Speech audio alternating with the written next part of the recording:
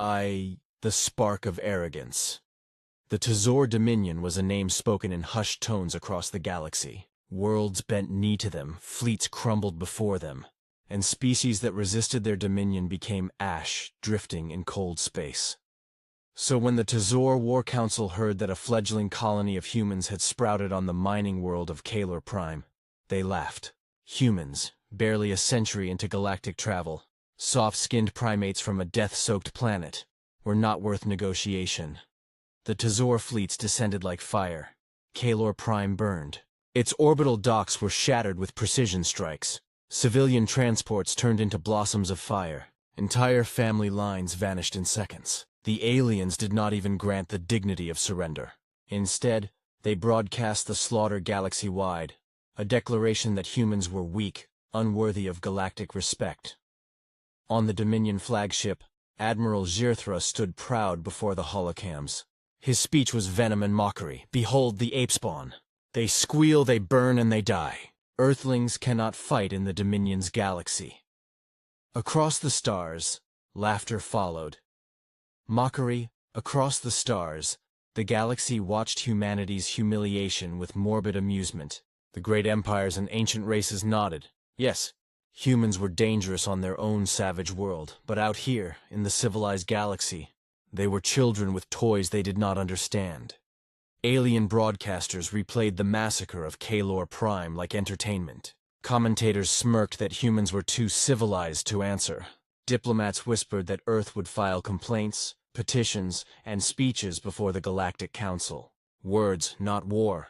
The Dominion celebrated with feasts. On conquered worlds, they raised banners dipped in human blood. Their fleets prowled the void without fear. They were certain humanity would kneel, too afraid of the galaxy's balance of power to retaliate. But the galaxy's laughter carried an unease it did not recognize. It had forgotten Earth's oldest truth. Humanity does not fight fair. Tree. The silence before the storm. The Tazor waited for Earth to speak. Weeks passed. No condemnations, no envoys, no demands for justice, only silence. Then, without warning, the silence broke. Across the galaxy's datawebs came a message, simple and cold, marked only with the crest of Earth. We remember Kalor Prime. At first, the Dominion scoffed, but then sensors across a dozen systems went blind. Communication relays failed. Merchant fleets vanished mid-jump. Entire Dominion garrisons stopped reporting. Whispers spread. Something was moving. Something vast, and then they saw it. From the dark between stars, human fleets emerged. Not sleek, not ornate, but brutal, angular, scarred. War machines forged from Earth's brutal history. Ships named after plagues and storms. Vessels whose designs made alien tacticians blanch, because they were not built to duel. They were built to overwhelm. The humans spoke no challenge. They made no declarations. They advanced in perfect, merciless silence. 4. When Earth unleashed its shadows, the Dominion dispatched fleets to meet them. Battles were expected to be glorious. Instead, they were short. Humanity did not fight in formation.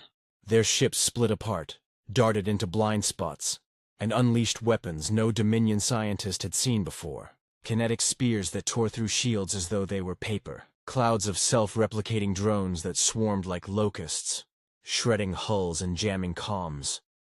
The Dominion was used to honor duels, ship to ship, fleet to fleet, with rules even in slaughter. Humans rewrote the rules. They struck supply lines before battle fleets. They infected Dominion systems with viruses that turned friendly fire into reality. They seeded planets with sleeper agents who sabotaged defenses days before the fleets arrived, and worse, Earth's war doctrine had no concept of civilized restraint. Entire Dominion worlds awoke to orbital bombardments that painted skies with fire. Underground fortresses collapsed under seismic warheads. Moons were shattered to deny the enemy staging grounds. It was war stripped to bone and blood, and it was terrifying. The day suns went dark. The climax came at the Siege of Valis, a Dominion stronghold defended by 3 star fortresses and the largest fleet ever assembled by alien hands. The Tazor Admiral laughed as humanity approached. Finally, he boomed. We will crush the primates in a battle worthy of history. But history did not record glory that day. The human fleet did not charge. They vanished. For 2 hours the Dominion wondered if Earth had fled. Then the suns dimmed. Not metaphorically, physically. Humans had dragged vast mirrors into orbit, blotting out Valus's star. Panic rippled as darkness spread. Dominion weapons, reliant on solar relays, sputtered. Shield grids collapsed. Then, in the artificial night, humanity struck. Tens of thousands of warships poured in, engines flaring like a second sunrise. Orbital fortresses cracked. Fleets died screaming. Dominion warriors, bred for duels of honor, were cut down by humans who struck from behind, from within, from below. The last transmission from Valus was a Tazor general whispering in disbelief. They do not fight fair. 6. Ashes and whispers. When the war ended, the Dominion was gone. Its fleets reduced to drifting wreckage, its worlds scarred glass, its leaders hunted like prey. Humanity did not conquer territory. They left nothing to rule. The galaxy fell silent. On distant worlds, survivors whispered to one another. Words spread in marketplaces, in taverns, in back channels of frightened empires. Never provoke Earth again. For humanity had revealed something the galaxy had never imagined. Their patience was vast, but their vengeance infinite. They would not play by rules set by alien empires. They would not duel with honor. They would burn suns, shatter moons, and erase bloodlines if that was the cost of justice. And so, fear became the galaxy's new language. Children were hushed with it. Commanders swore by it. Rulers governed with it at the back of their minds. Do not wake Earth's wrath. 7. The lesson, the galaxy.